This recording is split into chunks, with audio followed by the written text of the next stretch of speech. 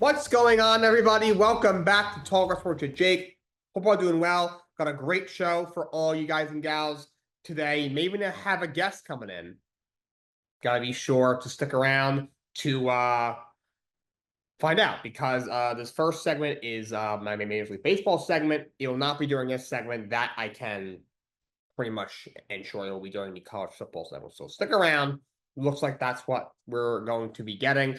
What's going on with the MLB playoff field? I have a lot to say. Those of you who watch the show probably can imagine what's about to happen. But let's start in the American League. Toronto Blue Jays defeat Tampa Bay Rays. They sweep the Rays to finish off the season, and they clinch the American League East title. Remember, them the Yankees were tied heading into this final weekend. Toronto have a tiebreaker. The Yankees also sweep the Baltimore Orioles. So they both finished with the same record with 94 wins. But with Toronto having the tiebreaker over the Yankees, they won the head-to-head battle. Toronto gets credit for the American League East. They win the AL East, and they also have the 1 seed, so home field advantage throughout the entire American League playoffs for the Toronto Blue Jays. The other bye was the Seattle Mariners. What a September for the Seattle Mariners. They were pretty solid all year. Had some really good pitching. They make the moves of the trade deadline to add a couple of bats, including Josh Young, who's been very important for them. End up stealing the American League West in the final week of the season, final week or two of the season from the Houston Astros, and they ended up with a first-round bye. Like a month ago, we were sure they were making the playoff and ended up with a first-round bye. In fact, they almost swept the 1 seed out from Toronto, which was crazy. First-round bye for them. In the American League wildcard round, the Cleveland Guardians win the American League Central. They come all the way back. We're 15 and a half games down at one point. We're 10 and a half games back of the division at the start of this month of September, and have a just wildly amazing September. Come all the way back, and the Detroit Tigers collapse. So they do make the playoffs. They have a collapse from the Tigers. Guardians win the division. I think they finished a game ahead of Detroit. Either way, they had the tiebreaker. Detroit, really rough month of September, obviously. However, they do make the postseason, knocking out the Houston Astros. Houston Astros missed the postseason for the first time since 2016. The Detroit Tigers are now make it as the last team in. Cleveland will host Detroit again. Cleveland's won 5 of the last 6 games against Detroit this month, all in the last couple of weeks. And they will host Detroit once again. So the third series between the lost like 2.5 weeks, something like that. In fact, it might even be less than that. Cleveland and Detroit will have a playoff series in Cleveland. The New York Yankees, who will be the first wildcard after they don't win the division, were not able to overcome Toronto.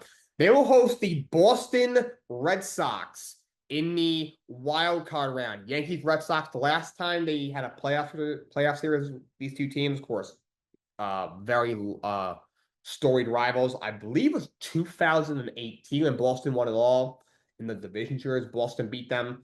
Yankees have actually not beaten the Red Sox in a playoff series since 2003 when Aaron Boone hit the game-winning home run. Of course, he's now the manager. And, of course, Boston came back and done 3-0 in 2004. So I believe 2003 was the last time the Yankees beat the Red Sox in a series. They haven't had too many playoff series since then. 2004, I mentioned the Red Sox also came back down 3-0 a few years ago. Red Sox beat them in a series. But so the first playoff series in, I think, about 7 years. We'll see what happens. That should be very, very exciting. On the National League side, we have Milwaukee Brewers with their win over the Reds in the final day of the season. First of all, I believe at the franchise record, it is actually, I think it was 97 or 98 wins they had. So franchise record and wins for the Brewers. They clinched home field advantage throughout the entire postseason. They clinched that on day 161, game 161 when the Phillies lost. But the Phillies, they do have the other bye. They have the other bye, the Philadelphia Phillies. They, of course, from National League East this year. They'll be the 2 seed. And the 2 wild card matchups. We'll start with the 4-5. The Chicago Cubs will be hosting the San Diego Padres. We pretty much knew for a solid month that these two teams would play each other. It was very unlikely that the Cubs would catch the Brewers in the Central. And despite only being 3 or 4 games out at most, the Padres were probably not catching the Dodgers. Dodgers are just that good. So we sit around who's going to be home. Ends up being the Cubs who are going to host. So Cubs and Padres will play in the first round series at Wrigley Field. Keep in mind, Cubs, I would argue he's their ace, probably going to win National Rookie of the Year. Cade Horton is hurt. He hurt his ribs in the final week of the season, so he's not eligible to pitch until Game 5 of a potential division series. So he's out for the series. That's a tough loss for the Chicago Cubs. And the other National League wildcard series, the loss Angeles Dodgers. Of course, they win the West again in Clayton Kershaw's final season. Yes, I did talk about that, I believe, briefly last week. But in case I didn't or you missed it, Kershaw announced a couple weeks ago he is going to retire at the end of the season. One of the greatest starting pitchers of all time. Maybe the best of this generation will walk into the Hall of Fame without a doubt. His postseason numbers aside, what he did at least in the regular season, plus he has won 2 championships. The pandemic one in 2020 wasn't all that impressive, obviously, for the Dodgers, but they also won last year. And they'll be playing the Cincinnati Reds, who sneak in with 83 wins, win 8 of the last 11 games. They get the last playoff spot, even though they lost in game 162 to the Brewers. The New York Mets, the 3.5-month collapse, unfortunately for us Mets fans, was completed as they lost 4-0 to the Miami Marlins, lose 2 out of 3 to the 79-win Marlins, and they will miss the postseason despite a $300+ million payroll, second highest in all baseball. How on earth is one group of individuals this pathetic and this heartless? That was the most disgusting display of baseball I have seen. It wasn't just like 1 month you collapse like normal collapses.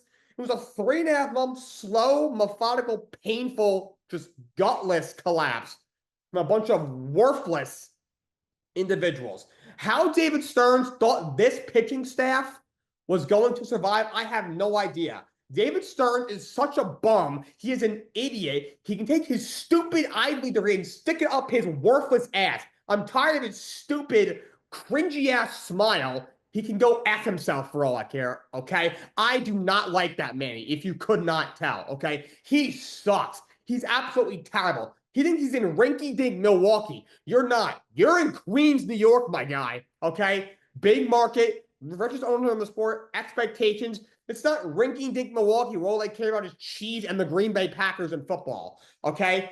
This is New York, okay? They're starving for a winner over here, okay? We're starving for a championship run with the New York Mets. They don't won a World Series in 40 years. Steve Cohen broke you in here to do that, and you've been nothing but fail, and fail. Why you thought Sean Manaea coming off his first good season in like 4 years, Kawhi Leonard coming off a year where he didn't pitch basically because of injuries, a converted reliever in Clay Holmes, whoever else is in the rotation, Frankie Montas, who's been garbage for 4 years, but you should have known because you had him in Milwaukee, and whatever the hell else they had, Griffin Canning and Tyler McGill, all these death pieces weren't that good. The fact you got that pitching staff that clearly is going to be able to give you enough innings, was going to last the full season, is mind-boggling. This guy is the most self-conscious douchebag I have ever seen. He yearns to prove that he's smarter than everybody else. First of all, though the hell you're not. A 9-year-old could have told me that this pitching staff was not going to last and was not going to get you to the postseason. And second of all, nobody gives a damn how freaking smart you are, you pathetic bum. Shut your damn mouth, you worthless Harper douchebag, okay? You're pathetic. You hear me? You're pathetic. No one cares how goddamn smart you are, okay? You're the richest owner in the goddamn sport. Okay, go out and spend some goddamn money on some goddamn starting pitching. I'm not saying you have a 33-year-old, 8-year deal, which support the back half of the deal is going to suck. Okay, that's not good business. But you could have at least tried to maybe trade for Garrett Crochet. The Boston Red Sox are very happy with him, I can tell you that. I know they got good prospects, but I don't think they give a damn what their catching prospect Kyle Teal is doing in the Chicago White Sox and their 59 wins and their farm system. Okay, I don't think they care about that. You could have tried, and they said, nah, I'm good. That's all you did. You did nothing, and your trade deadline was horrendous. Okay, Cedric Mullins, you have a chance to bring back Harrison Bader, who played for the team last year, was very good, was a Gold Glove caliber center fielder, hit the ball well, was good in the playoffs. Guys loved him. He's Pete Alonso's close friend. And you passed on him. He goes to Philadelphia, the team you were chasing in the division all season, and he hit 400 against you in that 4-game set in Philadelphia. And you end up with Cedric Mullins, who sucks. Okay, I gotta be a better center fielder than that bum. You end up with Ryan Helsley, who was horrid. Gregory Soto was another bullpen addition. He was horrid. The only bullpen position you made that was good was Tyler Rogers, who was pretty good, but also when runners come on base, the guy freaking falls apart and just evaporates into dust. Okay. Oh, and look at his other signings. AJ Minter was shut down by June. Who else was guy got? Get Jose Siri? Really? You let Harrison Bader go for Cedric Mullins and Jose Siri? The guy breaks his leg in half in April, comes back, plays 15 games. He was so bad he got DFA'd. The reliever you gave up. Eric Roars actually had a good season for the Rays. The Mets could have used that guy. Would have probably been their second best reliever, at least till they got Tyler Rogers. But at least their third or fourth best reliever all season. But traded him for Jose goddamn Sierra, just a worse version of Tyrone Taylor. He's Tyrone Taylor with a slight bit of aura in him. And a worse baseball player. Just what is wrong with that guy? Okay, you're not in Milwaukee anymore. And I like Carlos Mendoza, but he overmanaged the crap out of that game. Shomanag goes 5 outs? Really? 5 outs from your starting pitcher? It's honestly ironic because that's what we're doing all season. 5 outs, and then you go to Huskar Brazaban, you go to Brooks Raley. The fact you took out Brooks Raley, who's been lights out, kills lefties, in the goddamn, third or the fourth inning of a do-or-die game for Ryan Stanek and his 5 ERA. Are you kidding me? That is just so stupid. He brought Edwin Diaz in the 5th inning. He brought Tyler Rogers in the 4th with runners on base, even though he sucks with runners on base. It's mind-boggling. He could have went to a starting pitcher. David Pierce, I don't think was going to be on the playoff roster. He went 4 outs in his last start. He could have pitched, and he didn't. Joe Matong, the rookie, he's only made a couple of starts. He made 2 innings in his last start. He probably was not going to be on the playoff roster if they made it. He could have pitched, but no. You ran out Ryan Helsley and Gregory Soto, and they almost gave up runs in the 7th and the 8th inning. And not a single run? Really? I'm not going to put this all on Soto and Lindor and Alonso and all of them. Soto had a great year. He almost went 40-40. Pete had a great year, 38 home runs, second in the league in RBIs. Lindor went 30-30. Niman was really good. A lot of these guys did their job. Edwin Diaz out of the bullpen did a great job. But no runs against the Miami goddamn Marlins. I get their starting pitcher was pretty good. Edward Cabrera is a good pitcher. Dude goes 5 innings. I had never really heard of any of the relievers that they rolled out there. I mean, maybe Calvin Fauchier is pretty good. Tyler Phillips, the guy looks like a lunatic. He punches himself in the face every time he comes out of the bullpen, literally. It's the craziest thing I've ever seen. But what was it, Ronnie Henriquez or something? Nothing. Nothing to show for. Just a bunch of gutless losers. They were, 0-69 after losing after 8 innings? By the way, Justin is my guest. He just popped in my Twitter space. So shout out to Justin. Hi, Justin. Justin's joining us. He has a lot to say for college football, and he was nice enough to join me for my baseball segment. It's all right. It's all right. Well, it's what it is. Not the year. Don't worry. I've been waiting for as an Orioles fan, I've been waiting for March 2026. So it's April 2025. Yeah, it's tough year for them. They should have done something better. They had injuries. The pitching let them down. And they were just in a really tough division too, which didn't help. They just too big of a hole. They actually played decent baseball after that really bad start, but of course we're too big of a hole. They could always be better. Who knows? I heard Pete Alonso opted out. What's his future? What's the future for him? Is this a move for more money, or do you think he's actually going to leave? If you ask me, even a couple of weeks ago, I said I do think he's opting out. He had a great season. He wanted a long-term deal last year. Didn't get it. He did the 2-year deal with the opt-out. I had a feeling he was going to opt out pretty much all year. Unless he didn't have a good year and he didn't think that the $27 million he was due next year, he didn't think he would get that. But I think he wants a longer-term deal. If you asked me a couple of weeks ago, I said he definitely comes back. Now I'm a little less confident because of the way the season ended. It's not the first time that season has ended this way. And he's been a part of all of that. So maybe he says, you know what? I like this group, but I can't keep doing this. It's got to cross his mind at least. Scott Boras obviously is going to want to test the market.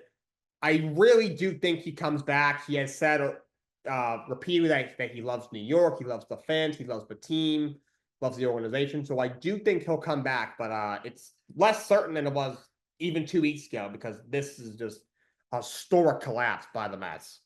Well, he's etched himself in Mets history. That's always Absolutely, that's yes. a nice factor where you have to Yes. wonder if he comes back. But also, you kind of wonder of I think about Aaron Boone's classic presser a lot. Right in front of us. Like how much is it right in front of you until it's 20 feet behind you?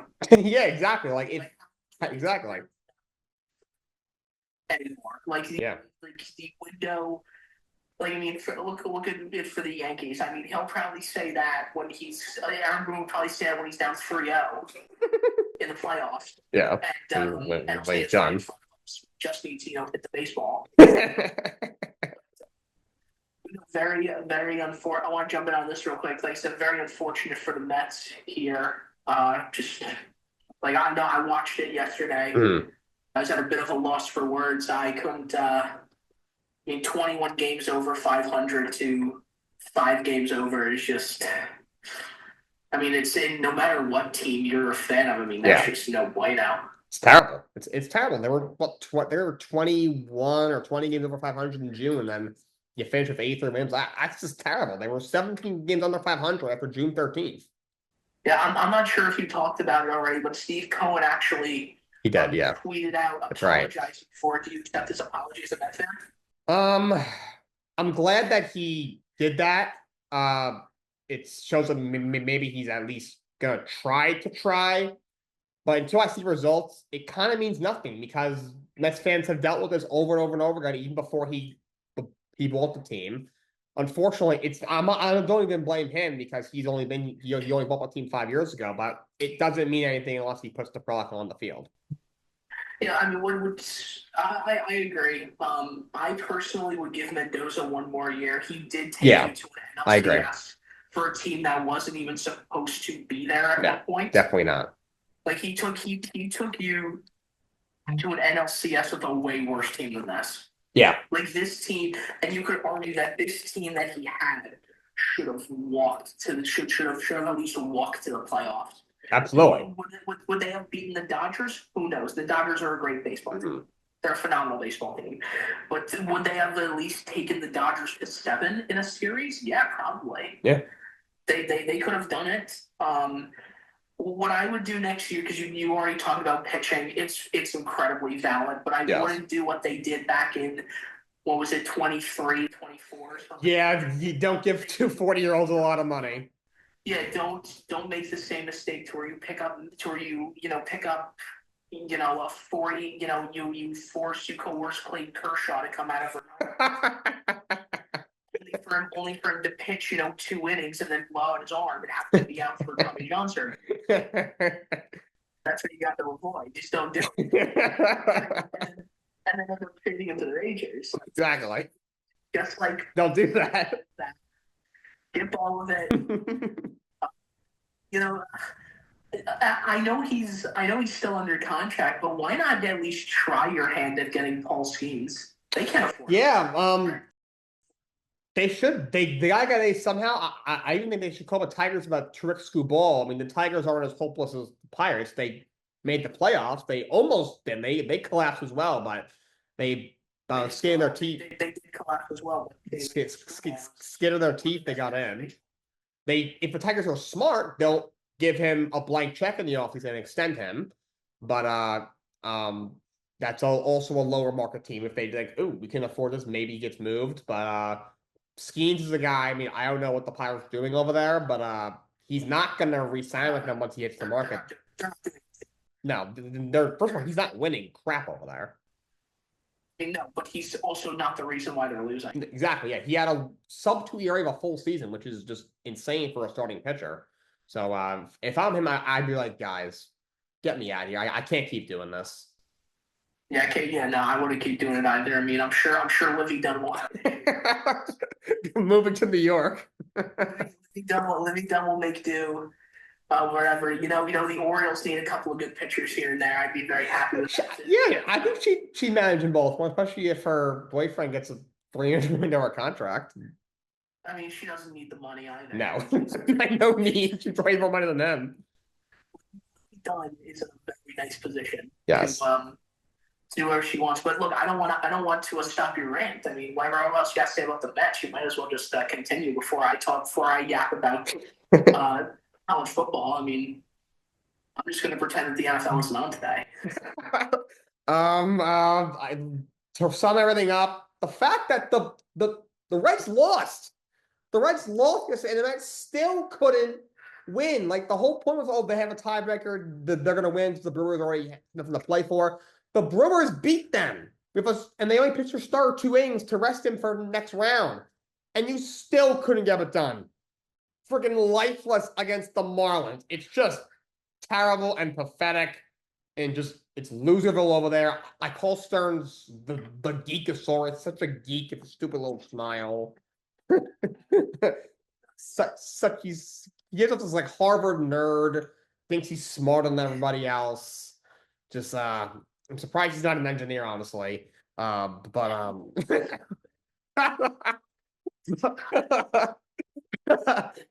knows who I'm alluding to. I'm not gonna say names because I'm not gonna say names. Justin knows who he is too. All of you listening don't, but also this is going on YouTube, and I want to ruin someone's reputation because I said their name once. I don't dislike the person that much, or I kind of do, but that's another story for another day. But Stearns, he's got to do a better job, and the Mets season was pathetic.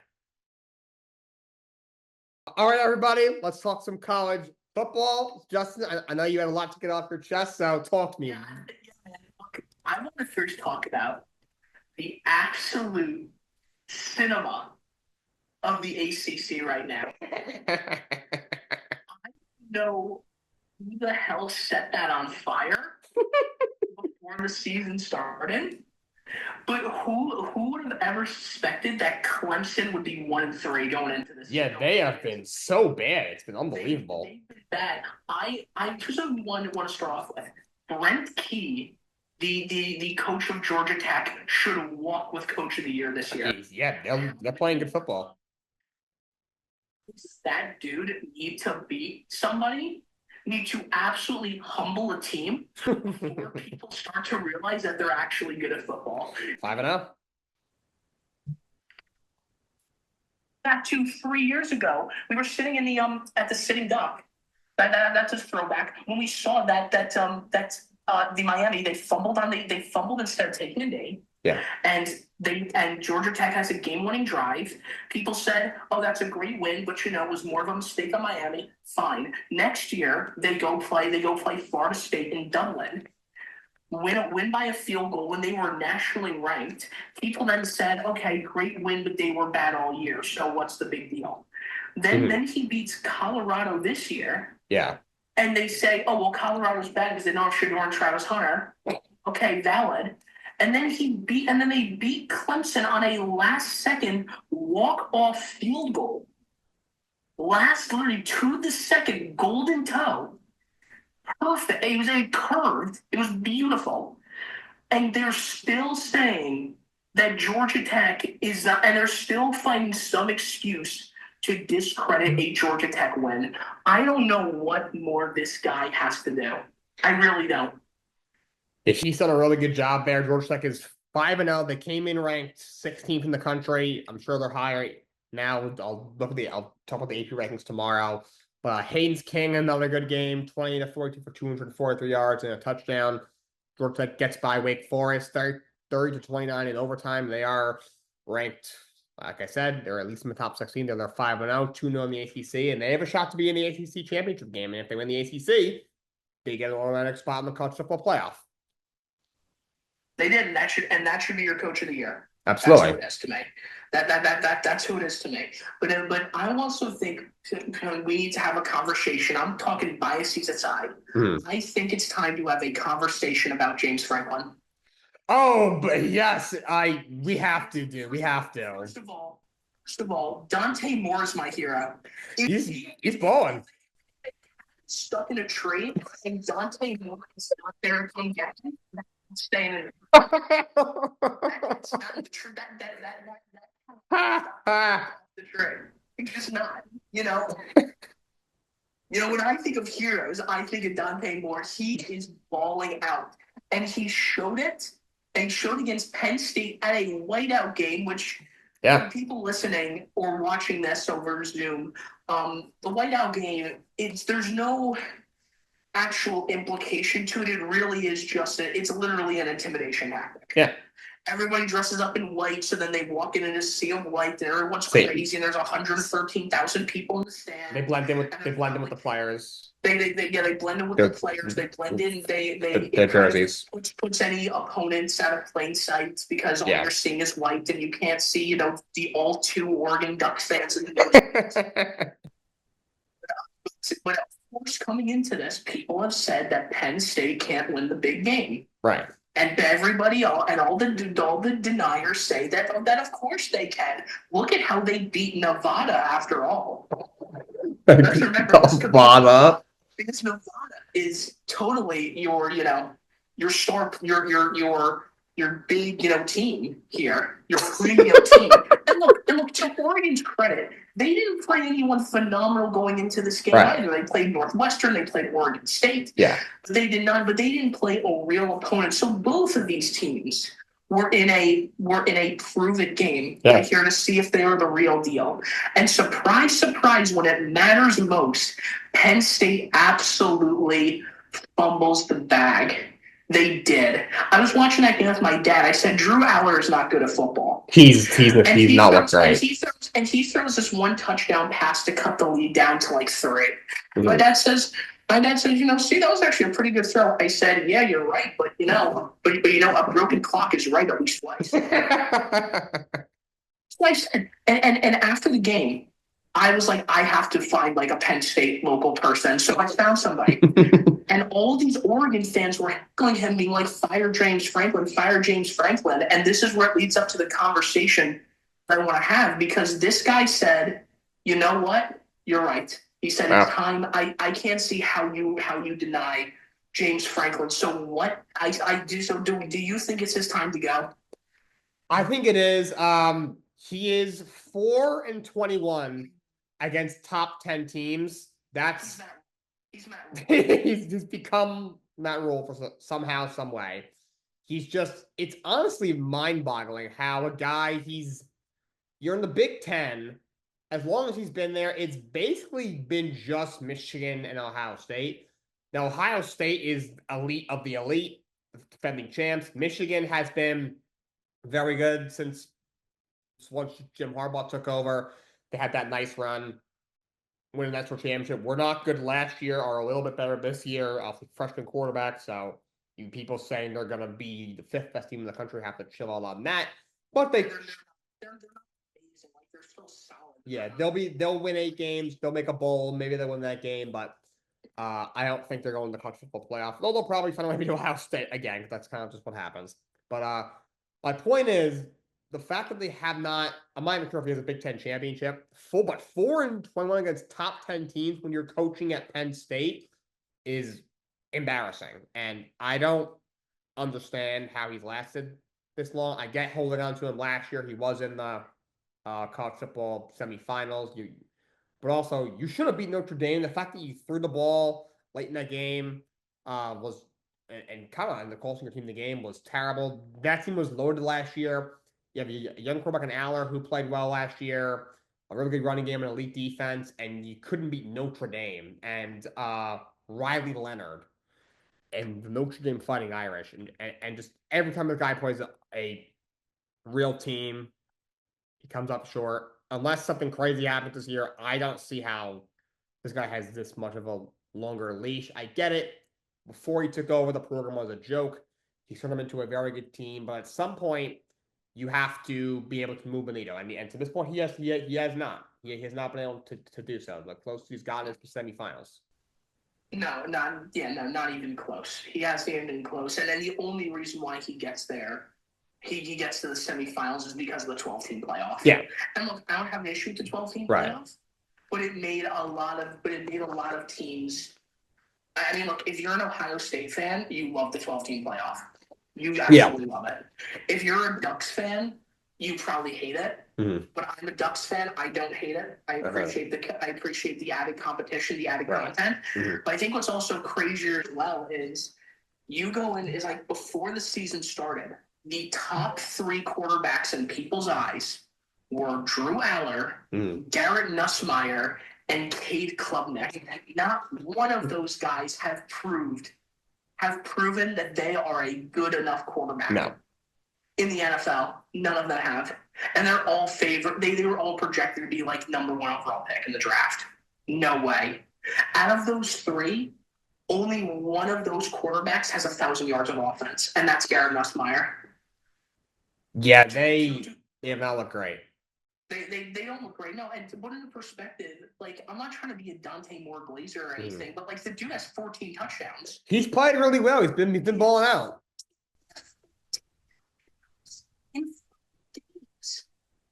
You also never hear that. That's Heisman pace. Yeah. That is Heisman pace numbers right there. If he keeps it up, why shouldn't he be considered the best quarterback in college right now? Because Arch has been looking shaky as all hell. Right. I Arch just don't think he's ready. Arch will look like Peyton one day. Eli the next day. Eli the next. I just look, college football has been absolute cinema. I've been enjoying myself, but I'm just wondering why people are still high on the Clemsons and LSUs of the world and the even Bamas of the world when all of them have yet to show me that they are deserving of winning a national title. Yeah, it's the ACC's been rough. It's been very wacky because Florida State started out really well, and then they lose to Virginia in double overtime with a crazy game, 46-38. That's absolute cinema. That was an absolute cinema for sure. That was a crazy game, and that's now they have a loss. Virginia's at 4-1. Could they be a factor? So the ACC's been all out of whack. It has been out of whack, and you know what? I think that's a good thing. I don't necessarily think it's been bad, but I just think I think there's no excuses to why you look at a team like Clemson, you think there's no excuse for them to be this bad. Right. And maybe it's time to maybe it's time to ask that question of is every other team, is Georgia Tech and Louisville are at the top good, or is Clemson bad? Is it time for Dabo Swinney to pack it up? After him in a press conference saying if they don't want to leave, I'll leave now, and then get blown out by Syracuse. Yeah, it's a really bad look with Dabo.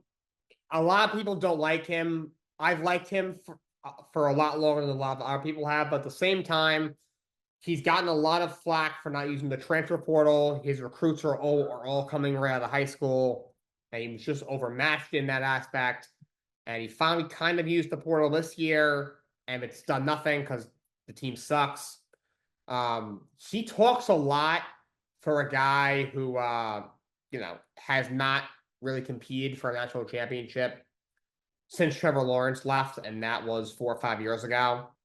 And that's the difficult part. He runs his mouth a lot for a guy who's been a middle of the road Power 5 team. And like you said, he's sitting at 1-3. We thought he should cruise in the ACC this year. Maybe Miami's a slight factor. And even with the ACC being all out of whack, Florida State, who looked like they were back, now they might not be. Georgia Tech has looked good. Miami's looked good. Other than that, it's just kind of all over the place. And they're not even in the conversation. At 1-3, you're done. Like, you're cooked. It's a really bad luck. Because I can understand what I like about the college football playoff is that the new one is that one loss doesn't immediately end your season. It doesn't end your season, which I like. I don't think it's fair to expect teams in the ACC and in the SEC and Big Ten to go perfect. Right. When those are easily the 2 hardest conferences in college. That's not fair. Right. But still, I mean, losing 3 games and losing to those 3 teams will get you out. You're done. Oh, yeah. They're done. No chance. There's no chance. Maybe you're ranked. Maybe you end off ranked, but you're not in top 12. No, the entire conference will have to collapse, which is not happening Yeah, there are 12 teams better than Clemson right now. by far. They're not even ranked. It's Going into this week, they weren't even ranked. Oh, that's right. They weren't even ranked. I'm not sure how that changed at all, but I'm sure they stayed that way. Yeah, I can't imagine they're ranked now. There's no chance. Yeah, I'm so excited for all the Mizzou fans to say this is their year, only for it to not be their year. 5-0 right now. You won 42-6. You also played UMass, who generally might be the worst college football team in the country. At the FBS level, probably. They are so bad. They're not, Not very good. yeah, no, they had to pay the fee to play them. You know, pay you $500,000 if you can play us in Missouri. Oh my god. You know, could have backfired on them like it did with Florida State that one time last year. Oh my god, that's right. That was bad. So Memphis. Oh, that's right. I think it's the game I was watching before I was going somewhere. Yes. And I was like, oh, that's right. It was at a family wedding. I was like, walking before I get dressed and leave. And then all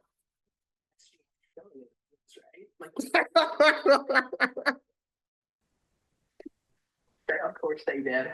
Of course they did. And also, on top of that, DJU's brother Mateo is really showing that he's not his brother. Yeah. He's not. Yeah, he's not. He's playing well. He is good. Before I go, are you going to be watching the Jet game today? I will be.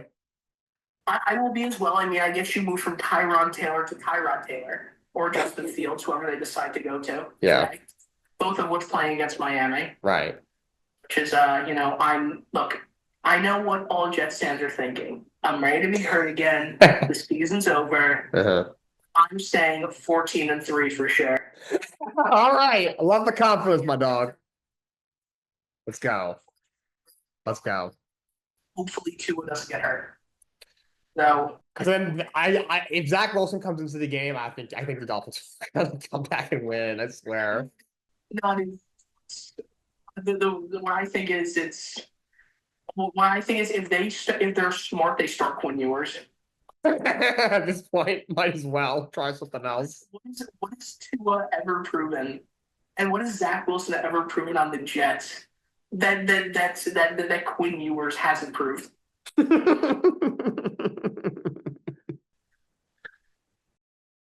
kid if I'm them. All right, well, I gotta go. It was nice talking to you guys and Jake.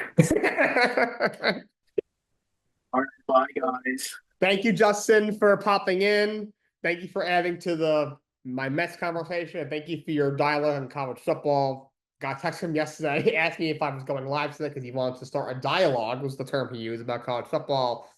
That was a lot of fun.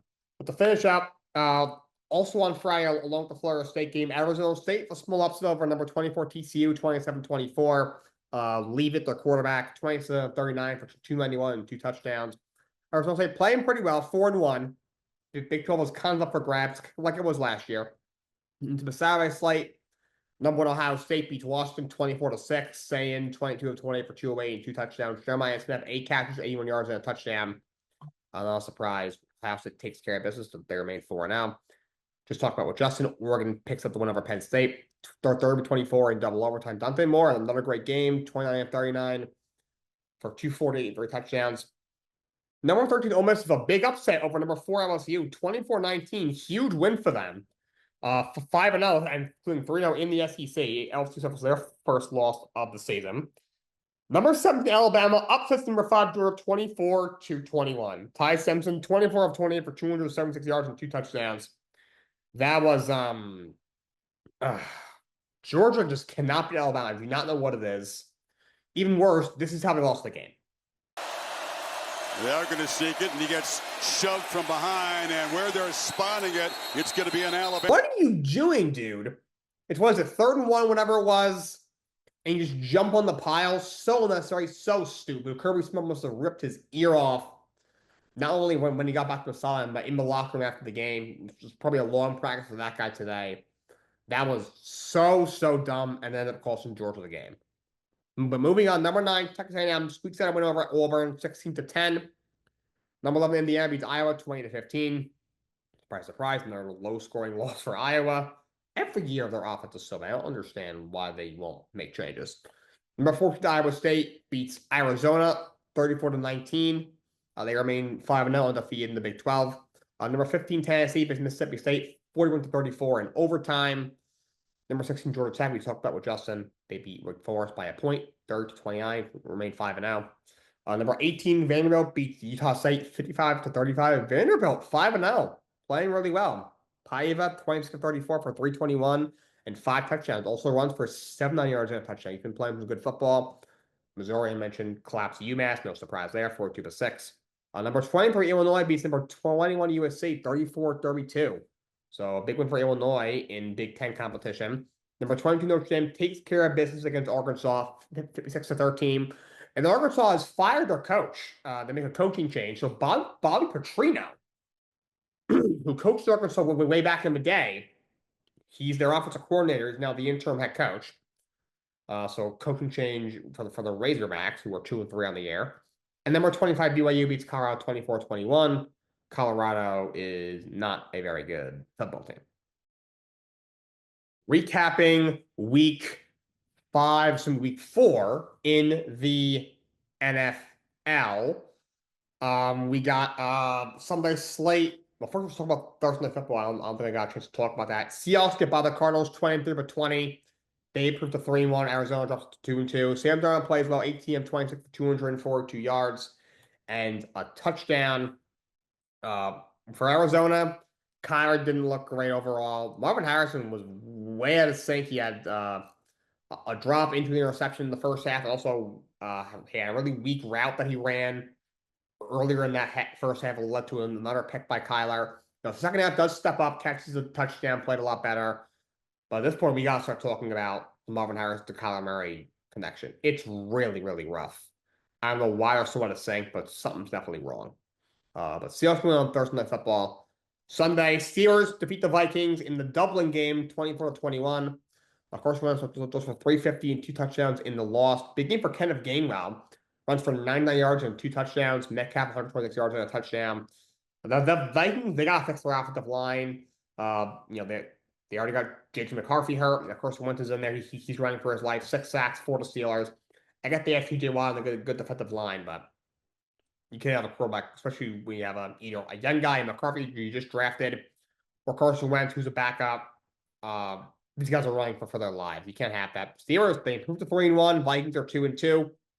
Falcons beat the Commanders 34-27. Commanders did not have Jane Daniels once again. Also, Terry McLaurin, so receiver, did not play. Much better game for Michael Penix. 20 of 26 for 313 yards and a touchdown. Drake London had 8 catches for 110 yards in the score. Falcons for 2-2. Commanders up to 2-2. Bills over the Saints 31-19. Josh Allen goes for 209 and 2 touchdowns. Another big game from James Cook, 117 yards and a touchdown on the ground. The Saints continue to do stupid things like this. Shaheed back to Olave, throwing to Rattler, picked off! Cole Bishop on the return and knocked out of bounds.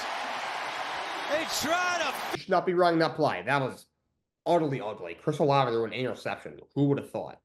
Imagine having him and losing by 3 points this week because Olave threw a pick. Rough times.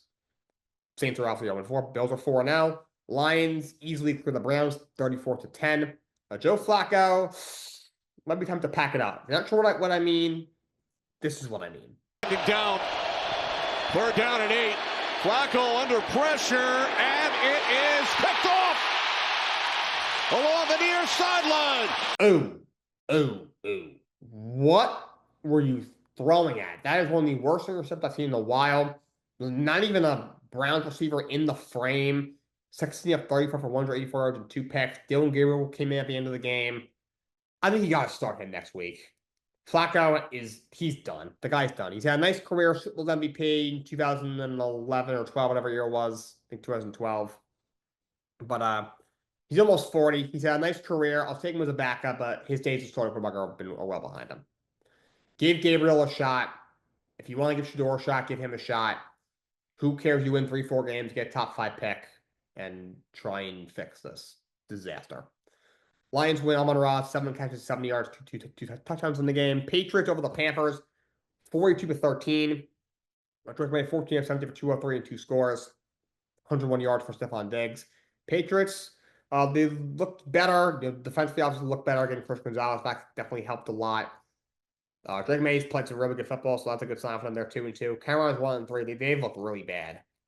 I still gotta know what happened last week when they beat the Panthers, when they beat the Falcons 30-0. It shows you how bad the Falcons were in that game. Yikes. Patriots are 2-2. Giants beat the Chargers in a huge upset, 21-18. Their first win of the season in Jackson Dart's first career game. I'm gonna show you some highlights. First off, this was his rush touchdown in the first quarter. To get that to Neighbors for the first down. 13 to Neighbors, 7 before that. Here's a run again by Dart. 1st and 10. He'll take it in. His first career touchdown. And the Giants on top. Overall, he looked pretty good. Only threw for 111 yards. Had only like 165 yards total. The defense won them that game. Herbert struggles in the game. But unfortunately, low for the Giants. On top of this, they do lose Malik Neighbors on this play.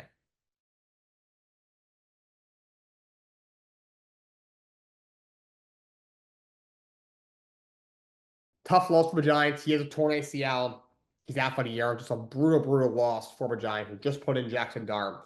Yeah, he doesn't have his star receiver. Really, their only legit weapon to throw to. But they're going to have to run the ball a lot. Dart's a good athlete. Cam Scabbles look really good. They'll Tyrone Tracy back in a couple of weeks. It's a rough loss for the Giants, and I feel really bad for Malik Neighbors. Very talented receiver, 1st-round pick last year, 5th overall pick. And Giants get to 1-3. Chargers up to 3-1. Eagles remain undefeated. Defeat the Bucks 31-25. Bucks come back. They're down 24-6 at the half. Come all the way back before a little short. Eagles remain undefeated. Bucky Irving, big game in the loss. Had 20 total touches for 165 total yards and a touchdown. Texans shut up a Titan 26-0. Struggled a little better. 22 of 28 for 233 yards and 2 touchdowns. Will Mark steps up at running back. Of course, Joe Mixon's still hurt. Nick Chubb obviously doesn't look great. He had 6 million yards and a touchdown on the ground. It's horrid how bad the Titans are. They do nothing right. They're not even competitive. Brian Callen, he's got to go. He had another testy press conference with a reporter. He's got to go. They are unbelievably terrible. Rams hand the Colts their first loss. They win 27-20. Matthew Stafford goes for 375 yards and 3 touchdowns, 170 yards and a touchdown for Puka Nacua. That guy's a dog. Rams look really good. They're at 3-1. Colts at the 3-1. Jaguars is a big upset over the 49ers, 26-21. Jaguars are 3-1, playing some really good football. Kudos to Liam Cohen and that squad. They're looking good. 49ers suffered their first loss of the season, and Brock Purdy's return to the lineup. They're missing 2 games. So Liam Cohen and the 49ers defensive coordinator Robert Saleh held argument after the game. Saleh said in a press conference that leading up to the game that Liam Cohen and his staff, I guess they used to coach in Minnesota earlier in their careers, have a legal sign stealing system. They're really good at. So so we got to be on point with our communications and our signals. And Liam Cohen said, "Get your name out of my mouth." And Saleh started yelling back at him. Kind of ironic. Saleh's a big guy. He's jacked. He would kill Liam Cohen if they really had like a legit fight, which is funny. But that aside, Jaguars pick up the win. Chiefs over the Ravens, 37-20. Mahomes threw for 270 yards and 4 touchdowns. Mark Hurts' hamstring in the game, does not return. Hopefully he's okay. Chiefs get that 2-2. Ravens up to 1-3. The Ravens' defense is absolutely horrible. And I don't understand why. They should not be this bad.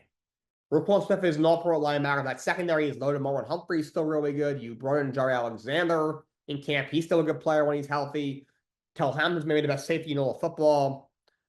That should be an elite defense, and it has looked horrid. The Chiefs' offense has looked at a whack this year. Not run the football. Verwordy was missing time of injury. Still no Rashee Rice because of a suspension. Kelsey looks washed. And they get up 37 to them. They were down 20-10 at the half. It was 27-10 early in the third quarter. They look rough. Look, I'm not saying the season's over yet. That division is not that great. Steelers are very beatable. You have 2 games with them. The Bengals, without Joe Burrow, look rough. Yeah, of course, they're playing tonight against Denver. They don't look good. Joe Burrow's out most of the season. And the Browns are a bad football team. So winning 5 of those 6 games is not out of the question. But man, this is a team that's supposed to be a Super Bowl favorite, and they look just, they can't stop anybody. It's simple that they cannot stop anybody. Bears beat the Raiders 25-24, second in the row for the Bears. They get them to 2-2. Raiders up to 1-3. Caleb Williams, 22 of 37 for 212 and a touchdown. Rome Dunze from there, a touchdown catch. Genti finally has a breakout game, runs for 130 yards and a touchdown on the ground. Bears went on a big play from their special teams in the final seconds. The snapper, A.J. Cole, the holder. The kick is blocked. Unbelievable.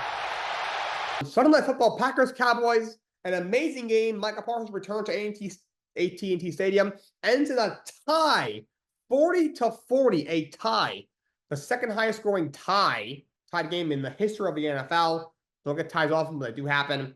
Jordan Love throws for 337 yards and for 3 touchdowns. Josh Jacobs, big game, runs for 86 yards and 2 touchdowns to the delight of some fantasy owners like myself. He kept me in one of my matchups. George Pickens, a big game, 134 yards and 2 touchdowns. Remember, CeeDee Lamb is not playing. He's injured for a few weeks. Lot happened in this game, was back and forth. The Packers jumped out early, but looked like they might blow them out. But momentum change on this play by Dallas. Give Jordan Love credit. That play was special. McManus has the extra point blocked, and the Cowboys trying to take it back for 2 with Marquise Bell. So Dallas on the board with a 2-pointer off the blocked extra point. Blocked extra point return for the 2-point conversion makes it 13-2 instead of 14-0. Later in the game, Dallas is up 30-27. Last 2 minutes of the game, and Green Bay goes down and scores.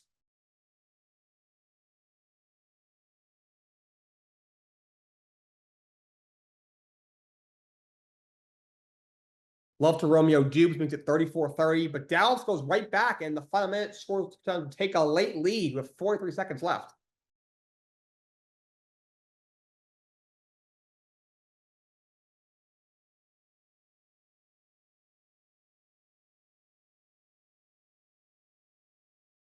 That being said, Green Bay would rush into field goal range, and Brandon McManus would nail this kick.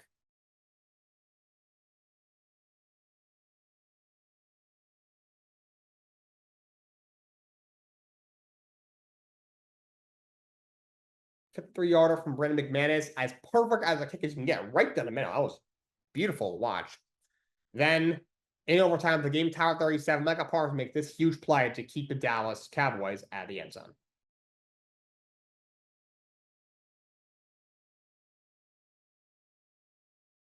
That's why you have Micah Parsons. Dallas should never have traded him, obviously.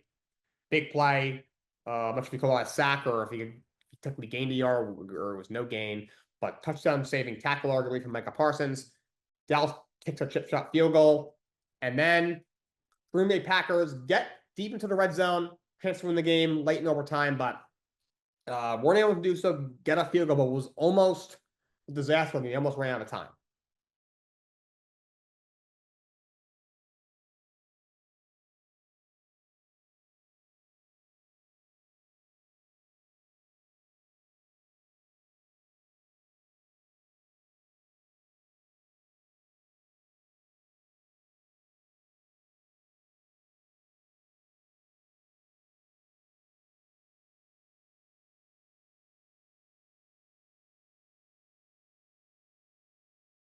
That was really poorly managed by Matt LaFleur. 33 seconds to go. You have 1 timeout. You're on the 12-yard line, first 7 downs. Why are you just running on a receiver screen with I don't remember who it was. If it was Matthew Golden or somebody else, or dude, whoever it was. Trevor Lawrence made a nice play. He read that like a book, tackling him behind Lem's good for loss of 3. But, force you to burn a timeout, and then I get Love was pressure, but a screen to your backup running back on the 15-yard line, down by a field goal, no timeouts. I think you like lost a yard or maybe gained a yard or two. And to not spike it, I get it's third and goal would have been fourth down. No timeouts. It's either tie or you're probably going to lose. You can't lose this game. Spike the ball, go from there. You can decide, all right, we're either going to take a shot at it. If we get a touchdown, we win. If not, we lose. You're going for it. Or bring the kicker out, kick the 30-yard field goal. Game's tied. Better than a loss. You have a bye coming up. Regroup. Fact that they love trying to go no huddle. He stepped with like 10 seconds left. Incomplete pass. Falls with 1 second. He's lucky that ball wasn't like a tip drill play and it bounced around a bit and they ran out of time. That was very, very poorly managed by Matt LaFleur and the Packers. Something that has to get cleaned up. But 40-40 tie. We got Jets Dolphins at 7:15 tonight and 8:15 Bengals Broncos. Not a fan of the Monday Night Football doubleheader. It's either you got to have the second game sort of like 10:30 at night. It doesn't end until 1 o'clock in the morning, 1:30 in the morning. It's Monday. No one wants to do that. Or they have to cross over. Now you can't watch them both at one time. And that also kind of defeats the purpose. So I would just take with one game from Monday Football. I'm not loving the doubleheader on Monday nights. They've been doing these last couple of years. But so we got for guys today. Until next time, so long. Have a great day.